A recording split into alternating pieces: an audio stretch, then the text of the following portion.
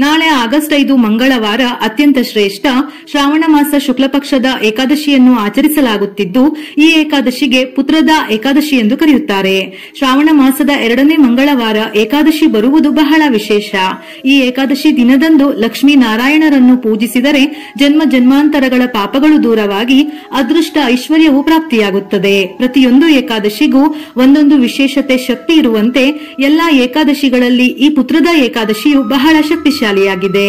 ಅತ್ಯಂತ ಶಕ್ತಿಶಾಲಿಯಾದ ಈ ಏಕಾದಶಿ ದಿನದಂದು ಮಕ್ಕಳಿಲ್ಲದ ದಂಪತಿಗಳು ವಿಷ್ಣು ಸಮೇತ ಲಕ್ಷ್ಮಿಯನ್ನು ಪೂಜಿಸಿದರೆ ಖಂಡಿತವಾಗಿಯೂ ಸಂತಾನ ಪ್ರಾಪ್ತಿಯಾಗುತ್ತದೆ. ಹಾಗೆಯೇ ಮಕ್ಕಳು ಇರುವ ತಂದೆ ತಾಯಿಗಳು ಈ ಏಕಾದಶಿ ದಿನ ಪೂಜಿಸಿದರೆ ನಿಮ್ಮ ಮಕ್ಕಳ ಭವಿಷ್ಯವು ಬಹಳ ಉತ್ತಮವಾಗಿರುತ್ತದೆ. ನಿಮ್ಮ ಮಕ್ಕಳಿಗೆ ಉತ್ತಮ ಬುದ್ಧಿಶಕ್ತಿ ಬೆಳೆದು ವಿದ್ಯಾಭ್ಯಾಸದಲ್ಲಿ ಉನ್ನತ ಸ್ಥಾನ ಪಡೆಯುತ್ತಾರೆ. ಜೀವನದಲ್ಲಿ ದೊಡ್ಡ ಮಟ್ಟಕ್ಕೆ ಏರುತ್ತಾರೆ. ಈ ಏಕಾದಶಿ ದಿನದಂದು ಮಾಡುವ ವಿಷ್ಣು ಪೂಜೆಯಿಂದ ಅಪಾರ ಐಶ್ವರ್ಯದ ಜೊತೆಗೆ ಅಖಂಡ ರಾಜಯೋಗ ಅದೃಷ್ಟವು ಒಲಿಯುತ್ತದೆ. ಶ್ರಾವಣ ಮಾಸವೆಂದರೆ ಶ್ರೇಷ್ಠವಾದ ಮಾಸ. ಅದರಲ್ಲೂ ನಾಳೆ ಏಕಾದಶಿಯ ದಿನ ಎರಡೆರಡು ರಾಜಯೋಗಗಳಾದ ಸರ್ವಾರ್ಥ ಸಿದ್ಧಿಯೋಗ ಹಾಗೂ ರವಿ ಯೋಗ ಬಂದಿದ್ದು, ಇಂಥ ಶ್ರೇಷ್ಠವಾದ ದಿನ ಮತ್ತೆ ಮತ್ತೆ ಬರುವುದಿಲ್ಲ. ಹಾಗಾಗಿ ನಿಮ್ಮ ಕೈಲಾದಷ್ಟು ವಿಷ್ಣು ಸಮೇತ ತಾಯಿ ಲಕ್ಷ್ಮಿಯನ್ನು ಆರಾಧಿಸಿದರೆ ಕೋಟಿ ಜನ್ಮಗಳ ಫಲ ದೊರೆಯುವುದಲ್ಲದೆ ಸಂತಾನ ಭಾಗ್ಯ ಲಭಿಸುತ್ತದೆ. ಉತ್ತಮ ಆರೋಗ್ಯ ಮತ್ತು ಕೌಟುಂಬಿಕ ಸುಖ ಪ್ರಾಪ್ತಿಯಾಗುತ್ತದೆ. ಏಕಾದಶಿ ತಿಥಿ ಸಮಯ ಆಗಸ್ಟ್ 4 ಬೆಳಿಗ್ಗೆ 11:41 ಆರಂಭವಾಗಿ ಆಗಸ್ಟ್ 5 ಮಧ್ಯಾಹ್ನ 1:12 ಮುಕ್ತಾಯವಾಗುತ್ತದೆ. ಈ ದಿನ ಶ್ರದ್ಧಾ ಭಕ್ತಿಯಿಂದ ಉಪವಾಸವಿದ್ದು ಮಾಡುವ ಪೂಜೆ ಪುನಸ್ಕಾರ ಆರಾಧನೆಯು ಸಾವಿರಾರು ವರ್ಷಗಳ ತಪಸ್ಸಿನ ಫಲವನ್ನು ನೀಡುತ್ತದೆ ಎಂದು ಪುರಾಣಗಳು ಹೇಳುತ್ತವೆ. ಪುರಾತನ ಕಾಲದಲ್ಲಿ ಸುಕೇತುಮನ್ ಎಂಬ ರಾಜನು ಮಕ್ಕಳಿಲ್ಲದ ಕೊರಗಿನಿಂದ ಬಳಲುತ್ತಿದ್ದನು. ಅವನು ತನ್ನ ದುಃಖವನ್ನು ಹೋಗಲಾಡಿಸಲು ಅನೇಕ ದೇವಾಲಯಗಳಿಗೆ ಭೇಟಿ ನೀಡಿ ಅನೇಕ ಪೂಜೆ ಪುನಸ್ಕಾರಗಳನ್ನು ಮಾಡಿದನು. ಆದರೆ ಅವನಿಗೆ ಆಗಲೂ ಮಕ್ಕಳಾಗಲಿಲ್ಲ. ಕೊನೆಗೆ ಅವನು ಕಾಡಿನಲ್ಲಿ ಒಬ್ಬ ಋಷಿಯನ್ನು ಭೇಟಿಯಾದನು. ಋಷಿಯು ಅವನಿಗೆ ಪುತ್ರದ ಏಕಾದಶಿಯ ಬಗ್ಗೆ ತಿಳಿಸಿ ಆ ದಿನ ಉಪವಾಸ ಮಾಡಿ ವಿಷ್ಣುವನ್ನು ಪೂಜಿಸುವಂತೆ ಸಲಹೆ ನೀಡಿದನು. ರಾಜನು ಋಷಿಯ ಮಾತಿನಂತೆ ಪುತ್ರದ ಏಕಾದಶಿ ಎಂದು ಉಪವಾಸ ಮಾಡಿ ವಿಷ್ಣುವನ್ನು ಭಕ್ತಿಯಿಂದ ಪೂಜಿಸಿದನು. ಕೆಲವು ಸಮಯದ ನಂತರ ಅವನ ರಾಣಿಯು ಗರ್ಭಿಣಿಯಾಗಿ ಗಂಡು ಮಗುವಿಗೆ ಜನ್ಮ ನೀಡಿದಳು. ಈ ಘಟನೆಯ ನಂತರ ಪುತ್ರದ ಏಕಾದಶಿಯ ಮಹತ್ವವು ಹೆಚ್ಚಾಯಿತು.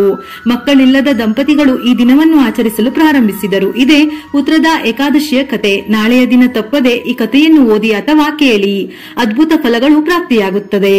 ನಾಳೆ ಬೆಳಿಗ್ಗೆ ಬೇಗ ಎದ್ದು ಶುದ್ಧವಾದ ನಂತರ ದೇವರ ಮನೆಯಲ್ಲಿ ಅಕ್ಕಿ ಹಿಟ್ಟಿನಿಂದ ರಂಗೋಲಿ ಹಾಕಿ ದೀಪಾರಾಧನೆ ಮಾಡಿ. ಏಕಾದಶಿ ಪ್ರಯುಕ್ತ ವೆಂಕಟೇಶ್ವರ ಸ್ವಾಮಿಯನ್ನು ಹಾಗೂ ಶ್ರಾವಣ ಮಂಗಳವಾರದ ಪ್ರಯುಕ್ತ ಗೌರಿ ದೇವಿಯನ್ನು ಪೂಜಿಸಬೇಕು. ಏಕಾದಶಿ ವ್ರತ ಮಾಡುವವರು ಸ್ವಲ್ಪ ತುಳಸಿ ದಳಗಳನ್ನು ದೇವರ ಮನೆಯಲ್ಲಿ ಇಟ್ಟುಕೊಳ್ಳಿ.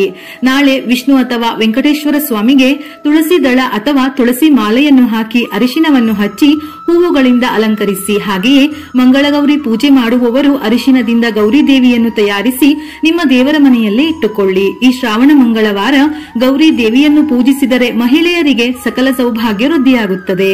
ಆದ್ದರಿಂದ ಅರಿಶಿನದಿಂದ ಗೌರಿ ದೇವಿಯನ್ನು ತಯಾರಿಸಿ ಕುಂಕುಮ ಇಟ್ಟು ಪುಷ್ಪಗಳನ್ನು ಅರ್ಪಿಸಿ ದೇವರ ಮನೆಯಲ್ಲಿ 2 ತುಪ್ಪದ ದೀಪವನ್ನು ಬೆಳಗಿಸಿ. ದೀಪಕ್ಕೆ 2 ಲವಂಗವನ್ನು ಸೇರಿಸಿ ದೀಪ ಬೆಳಗಿ. ಲಕ್ಷ್ಮೀ ದೇವಿ ಅನುಗ್ರಹಿಸುತ್ತಾಳೆ.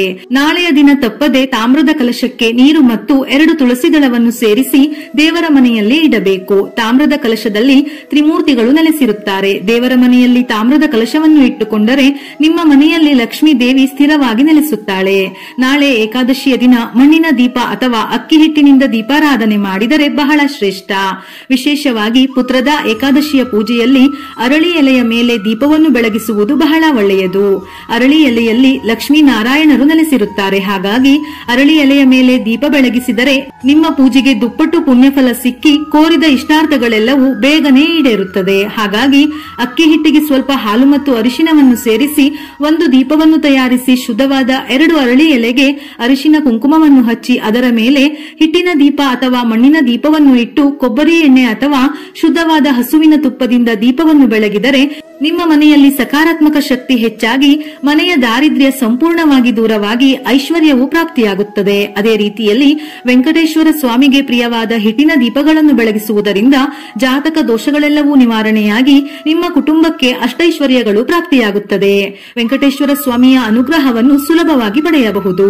ಹಾಗೆಯೇ ಅರಿಶಿನದಿಂದ ಮಾಡಿದ ಗೌರಿ ದೇವಿಗೆ ತಾಂಬೂಲವನ್ನು ಅರ್ಪಿಸಿ ದೇವರ ಮನೆಯಲ್ಲಿರುವ ಕುಂಕುಮವನ್ನು ತೆಗೆದುಕೊಂಡು ಮಹಿಳೆಯರು ನಿಮ್ಮ ಮಂಗಳಸೂತ್ರಕ್ಕೆ ಇಟ್ಟುಕೊಳ್ಳಿ. ಮಂಗಳಸೂತ್ರಕ್ಕೆ ಕುಂಕುಮ ಇಟ್ಟುಕೊಂಡರೆ ನಿಮ್ಮ ಪತಿಯ ಆಯುಷ್ಯ ಹೆಚ್ಚುತ್ತದೆ. ಹಾಗೆಯೇ ನಿಮ್ಮ ಪತಿಯ ಆದಾಯವೂ ಕೂಡ ದ್ವಿಗುಣಗೊಳ್ಳುತ್ತವೆ. ಇನ್ನು ಗೋವಿಂದ ನಾಮಗಳನ್ನು ಹೇಳುತ್ತಾ ವಿಷ್ಣುಮೂರ್ತಿಯನ್ನು ಪೂಜಿಸಿ. ಹಾಗೆಯೇ ಓಂ ನಮೋ ಭಗವತೆ ವಾಸುದೇವಾಯ ಎಂಬ ಮಂತ್ರವನ್ನು 21 ಬಾರಿಯಾದರೂ ತಪ್ಪದೆ ಜಪಿಸಿ.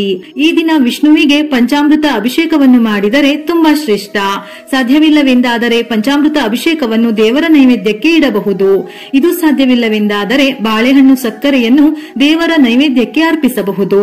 ನಾಳೆ ಸಂಜೆ ಸೂರ್ಯಾಸ್ತದ ನಂತರ ಮಹಿಳೆಯರು ಮನೆಯ ಹೊಸ್ತಿಲು ಬಾಗಿಲಿಗೆ ಆರತಿ ಬೆಳಗಿ ಮನೆಯ ಮುಂದೆ 2 ದೀಪಗಳನ್ನು ಬೆಳಗಿಸಿ. ನಿಮ್ಮ ಮನೆಗೆ ಲಕ್ಷ್ಮೀ ದೇವಿ ತಕ್ಷಣವೇ ಪ್ರವೇಶಿಸುತ್ತಾಳೆ. ಹೊಸ್ತಿಲಿನಲ್ಲಿ ಲಕ್ಷ್ಮೀ ನಾರಾಯಣರ ಸಾನ್ನಿಧ್ಯ ಇರುವುದರಿಂದ ನಾಳೆ ಸಂಜೆ ಹೊಸ್ತಿಲು ಪೂಜೆ ಮಾಡಿದರೆ ಬಹಳ ಶ್ರೇಷ್ಠ.